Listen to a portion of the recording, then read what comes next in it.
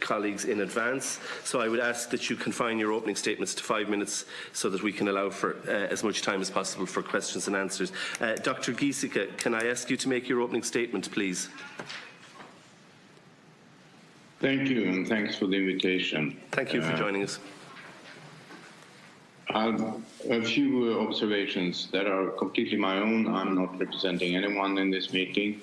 I used to, like you said, work for Sweden. I'm now just Johan Giesecke. Okay, my first point. I think we should wait at least a year before we start comparing country strategies. This epidemic is only in its start, in its beginning right now. Can you hear me? Yes, we can hear you. Thank you. Okay, good. So everyone is now comparing how did country X do and how did country Y do, and I think that's too early. The epidemic is still evolving as we speak. Second, even a soft lockdown like we have had in Sweden can be quite effective, and I think it could be effective in other countries as well, where you trust people and rely more on voluntary measures than on laws and regulations. People are not stupid. If you tell them what they should do to protect themselves and to protect others, they will generally follow what you tell them without any policing in the streets and so on.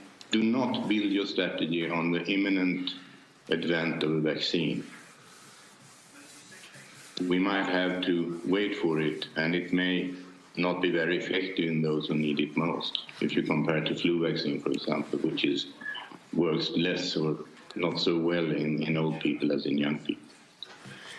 I think you should allow a controlled spread of the disease for people below 60, but concentrate on the old and frail, and that should really be intensive. Testing staff, testing the patients frequently, send home anyone who works there and who has a slightest symptom of infection, and be very intense in the way you protect the old and frail people in care homes. There should now be intensive contact tracing, identification of contacts, testing of contacts, probably home isolation of contacts, and that's where we should concentrate our efforts to combat this virus, the old and the frail.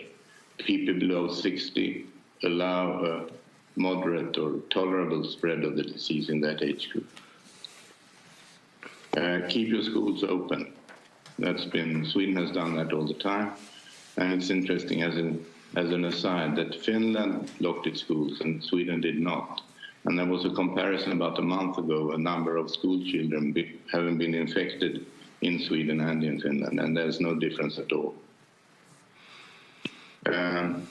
We should all realize, and I think this is important, that the epidemic itself, as well as the countermeasures, hurt marginalized people most. It's the poor and the marginalized who will hurt most from the epidemic and from the lockdowns and whatever measures we propose.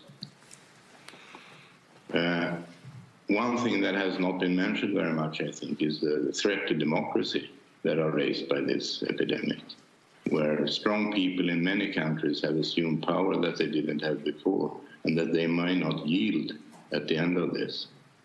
So keep an eye on that.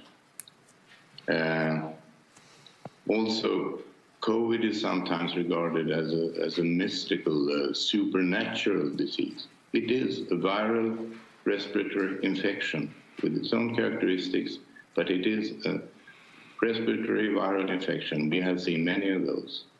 It's not something completely new, COVID. And finally, one word of caution. COVID has surprised us many times over these last 7-8 months and may do that again. Okay, that's my introduction. Thank you. Thank you very much, Professor. Thank you. I'd ask that you stay with us, though, to answer questions from the committee, if you'd be so kind.